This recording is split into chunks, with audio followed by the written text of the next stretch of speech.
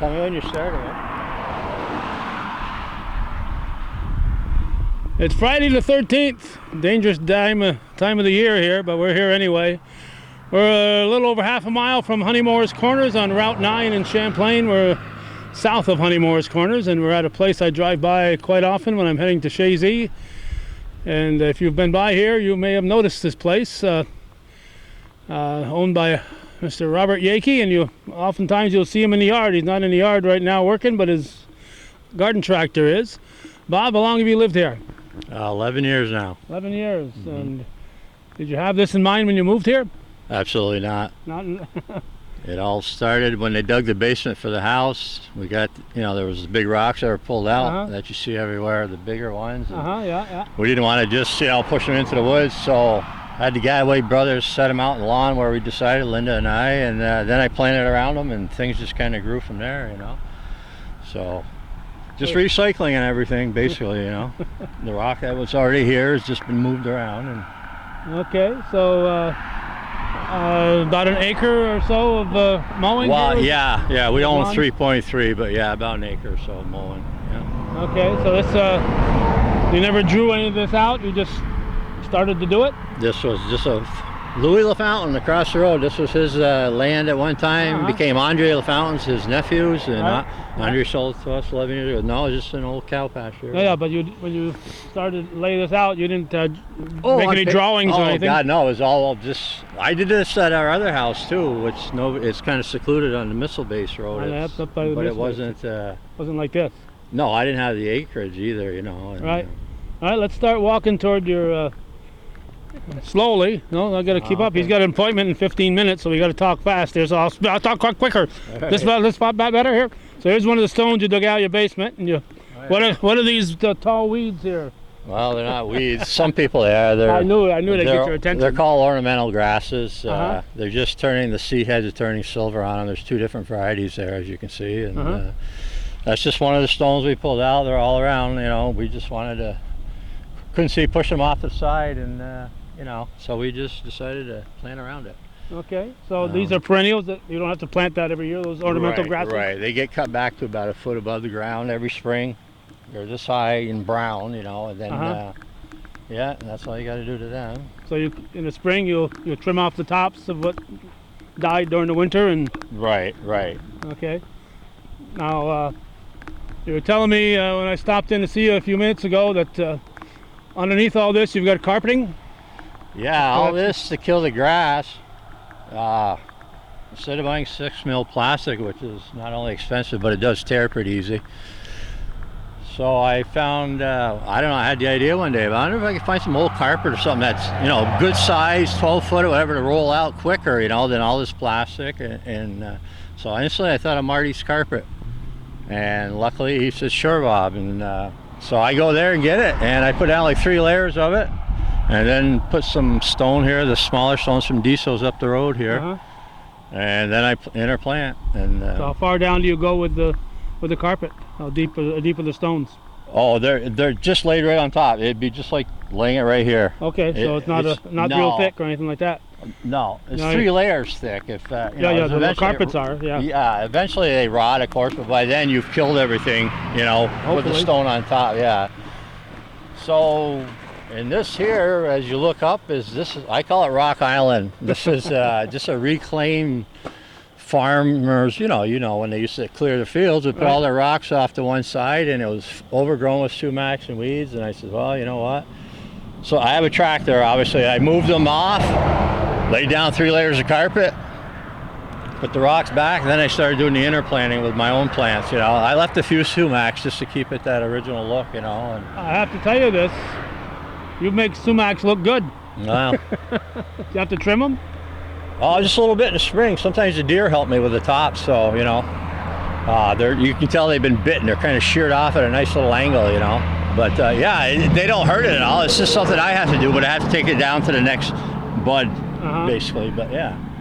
So no problem with... And these are actually a little past due, actually. They're turning brown, but... Okay, what are these red plants right here? These are hydrangeas.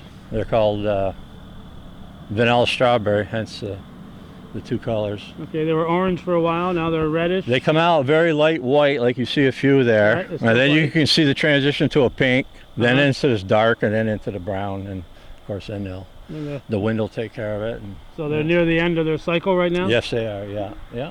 So I don't know how to spell hydrangeas. Do you? Yeah, I could if I needed to, but I don't think we need to. I told you there wouldn't be any quiz, so. Yeah, okay. So all these rocks are indigenous to the lot, you said?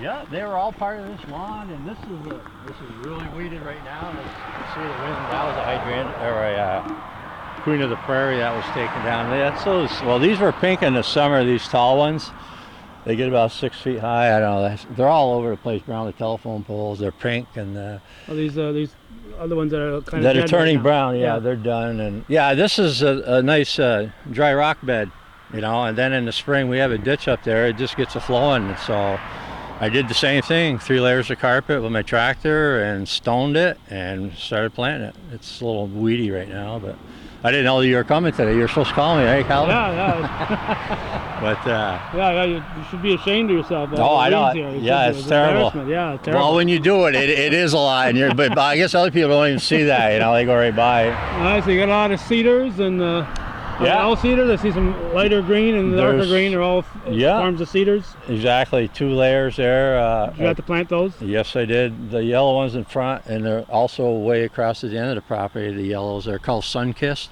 arborvitae, and then the other ones are emerald green behind them. Yeah, pretty much all from Lowe's, right in town here. Gloucester, yeah. Yeah. So you got this is weeds here. This green thing is this anything? This thing here was one of those Queen of the Meadows. These big tall brown. Here, browns. but the thing that. Right here on the. That. Yeah, it blew over. Yeah. Yeah, but the one behind it there, is that just the? That over there? Yeah. No, that was a Russian sage that died. That's okay. what this is. This purple to the right. Oh, okay. Kind of knocked down. It's called Russian sage. Okay. These are junipers here, obviously. Yeah. Gold Coast. More junipers for ground cover on your left here over the stone. And, well, let me turn here. so it's either junipers or arborvitaes, and you know, it's all the same concept. Putting down a carpet, stoning it, and interplanting. This is kind of almost covering all the stone now. It's taken off, so all the junipers. Yeah. That's that little ground cover you're saying, right? Yeah, right. Yeah. So that's. Is it something you want to have cover the ground? Oh yeah, that's the whole purpose. They're a ground covered juniper. Yeah. So it's going to be here, and so instead of standing directly on stone, no, it won't be here. This just needs weeding, but you can see the carpet underneath some places. Well, you see moss coming in. Okay, yeah. This is all these cutting room floor stuff there, right? All weeds. I don't know. It's any other. Well, Bob, you do a heck of a nice job here. Yeah. You ever, for your own sake, keep track of the hours you spend out here? I had no idea. You're probably afraid to. Yeah. And I know you've done a lot of interviews with my stepfather, Leeward, Babby. Yeah. Oh yeah. That's one of his old rusty. Well, you were a farmer. You could tell me more. That's a plow. Yeah. It was some type of. Yeah, he gave me that just for. I traded him some old tools for it, and this is. I got, these are I've collected. I'm just like finding places, put them on telephone poles, whatever, just to figure out what to do with them, you know. Right. Just different things. And so the one furrow plow here, and yeah, that's pretty old. What would you guess for a year?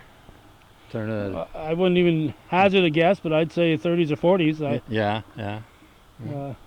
But I know who would tell you. Your Leeward. father-in-law. Yeah, I know. He told me once. I'll be going there on October 5th. They got a special event. Yeah. You want to tell us what this brown stuff is at the end of the stones here, between the stones and your lawn? A couple times a week I go down to Starbucks and I use their coffee grounds. They throw out about probably 40 pounds a day. And I got bags of it over here, kind of hidden. They were out here. He was working when we came by, and you can see. Like this one here is regular coffee grounds. So I recycle this, makes good mulch, you know. Like this is the coffee grounds. They press them into these biscuits, right? And this is what they call their cold brew. I call it black gold. Smells like coffee.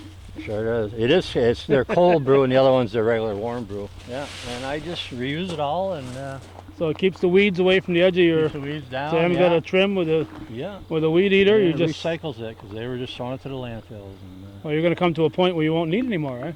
Or you? No, I use it for a lot of other things. I use it for low spots, you know. It's free, man. Why send it to the landfill? Yeah, so. you'd be going to the landfill. At least it's and it's good natural product. It's not like you're going to harm anything here. Right. So you got more Well, then it stuff kind of back ends. here. I got further to go. That's future down there. Have you got it drawn out in your mind, or it'll happen when you get you got it drawn out? Yeah, we were out here just last weekend talking about what do we do with that, you know. Well, I got to tell you, I drive by here quite a few times in the course of a year, but I see you out here, but I don't see no Linda out here. Does she help you at all? No, she has her little vegetable garden up there. Okay. No, she's really not into bugs and all the sun and all that. Everything. I can stay out here quite a while and never get bit. And she's 10 minutes. She's got to fight. You know. Oh, really? You can cut that. Okay. No. Okay. Yeah. Look at your sumacs are blossoming here. They're blooming here. They got their, Well, it's certainly a unique and well done site here, Bob. I want to congratulate you. The people ever stop by and just grab their camera and take a picture? People were parked over there in front of the hydrangeas last week, and people from Canada, you know, come from Montreal, they go down to the lake, they stop, pull in, knock on the door. They asked me about, you know, being on a landscape magazine cover or something, or they're just amazed at they're just amazed with it. To me, it's just my yard. Right. It was like that at our other house, but I just I like to do it, you know. Well, you've done a heck of a job. Now, the people watching here, Bob allowed me to do this, but I couldn't get him on camera, so as good looking as he is, he's bashful. Got me in the shadow. Yeah, so that's why we're not trying to not show him. You're not in the witness protection program, are you? No, I just got off there about a year ago. Okay. Yeah, so. So he's no longer in the witness protection program. So if you come back next year, maybe I'll go on camera. We'll do a bigger. I got more time too, you know, and later. You got an appointment. And got to get an oil change. So. You got to get your oil changed. And your oil's got to get changed. It's got to get changed. That's all right. Yeah. So. All right. Well, we appreciate you taking this time, Bob. It's something I want to do for quite a while. Yeah, I thought you were kind of out of it because, you know, the channel 24 is gone. Is gone, but most of the time when I see channel 30, it's blank. It's once in a while I see the town. Town board meetings on the last village. Night. Yeah, I see the village one I seem to catch, and that's about it. They're on last night, and my regular programming is on Monday and Tuesday nights. Oh, that's the only 2 nights I would see anything on channel 30? And if I got some board meetings, I'll put them on Wednesday. Okay. So you were running for office last time I read and saw you in the paper there. Yeah. So I'm still limping toward November. Yeah. You got to do something to stay busy and help the community out. So, all right. Thank you, Bob. No final words? No. Come on back sometime when I've got the weeds pulled and, you know. Yeah, when it's not so messy here. It's a mess to me. I'm in the process of mowing all days he pulls in, right? But yeah, hey, that's life, right? All right, we've been talking to Bob Yakey here about 6/7 of a mile from Honeymore's Corners on Route 9. If you're in the Champlain area, drive by, drive slow, and bring your camera. Thanks, Bob. Thanks, Colin. Thanks, Judy.